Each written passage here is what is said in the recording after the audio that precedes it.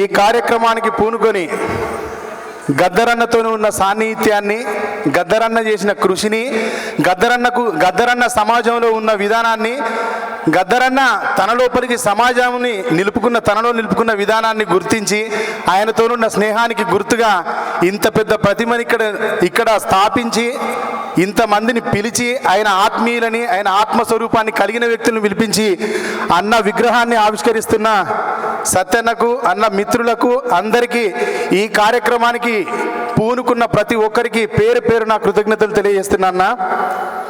గద్దరన్న ఈ భూమి ఎలాంటిదో, ఈ భూమి మీద నది ఎలాంటిదో, సముద్రం ఎలాంటిదో, పర్వతాలు ఎలాంటివో, గాలి ఎట్లాంటిదో, గద్దరన్న పాట అట్లాంటిది. గద్దరన్న కూడా పంచభూతాల్లో ఇంకొక భూతాన్ని కలిపితే ఆరో భూతంగా, పాటగా అందరి ప్రజల ప్రాణంగా ఉన్న వ్యక్తి గద్దరన్న. గద్దరన్నకు మరణం లేదు.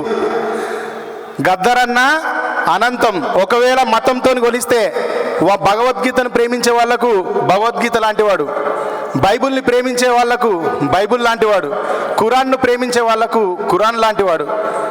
ఒక మనిషి లోపల ఎన్ని పార్శ్వాలు ఉన్నాయో, ఒక మనిషి లోపల ఎన్ని విశ్వాసాలు ఉన్నాయో, ఒక మనిషికి ఎన్ని రకాల మూలాలు ఉన్నాయో, అన్ని రకాల మూలాల నుంచి, అన్ని రకాల విశ్వాసాల నుంచి పుట్టుకొచ్చిన వాడు గద్దరన్న.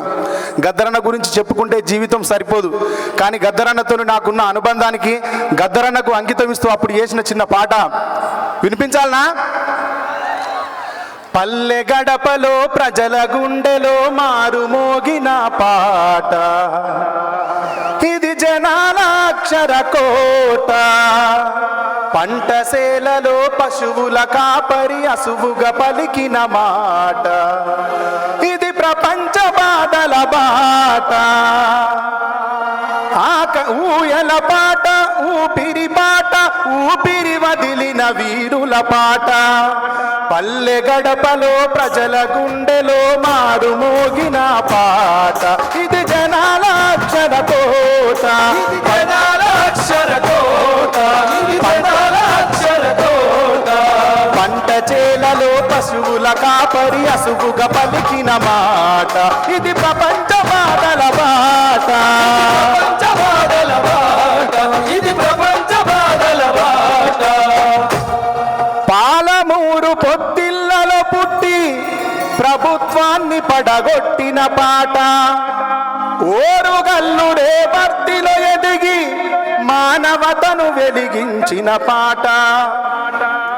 తూఫురాను ఎదలోయలో ఎదిగి తుఫాను వల చెలరేగిన పాట, పల్లె గడపలో ప్రజల గుండెలో మారుమోగిన పాట, ఇది జనాల అక్షర కోట. పంటసేలలో పశువుల కాపరి అసువుగా పలికిన మాట, ఇది ప్రపంచ బాధల బాట, ఇది ప్రపంచ బాధల బాట, ఇది ప్రపంచ బాధల బాట, ఇది ప్రపంచ బాధల బాట. థ్యాంక్ యూ అన్న, అందరికీ కృతజ్ఞతలు. మీ అందరికీ ఈ సభాముఖంగా ఇంకొక చిన్న విషయం చెప్తా. ఎక్కడా కలుసుకోవడానికి అవకాశం రాలేదు.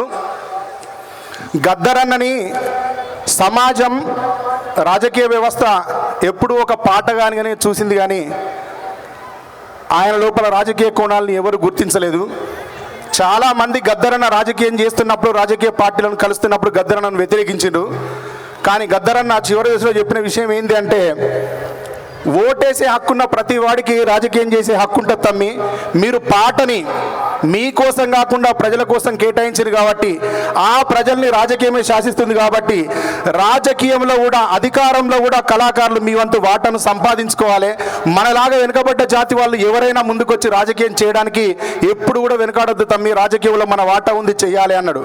దీనికి ఎగ్జాంపుల్గా రాష్ట్రంలోనే అత్యంత ఉన్నతమైన ఐపీఎస్గా గుర్తింపు పొందిన ఆర్ఎస్ ప్రవీణ్ కుమార్ అన్న ప్రస్థానాన్ని సూచించి చెప్పిండు. మీ అందరికీ ఆదర్శం ఆర్ఎస్ ప్రవీణ్ కుమార్. మీరు ఆయనకు వెన్నంటి ఉండాలి, మీరంతా కలిసి పనిచేయాలి, అట్లా మీరు రాజకీయం చేయాలి తమ్మి, వెనకడుగు వేయొద్దు అని చెప్పిండు. గద్దరన్న ఆశయాన్ని కొనసాగిస్తామని మాటిస్తూ సెలవు తీసుకుంటున్నా. ధన్యవాదాలు. ప్రశ్న రవి అన్న. Thank you.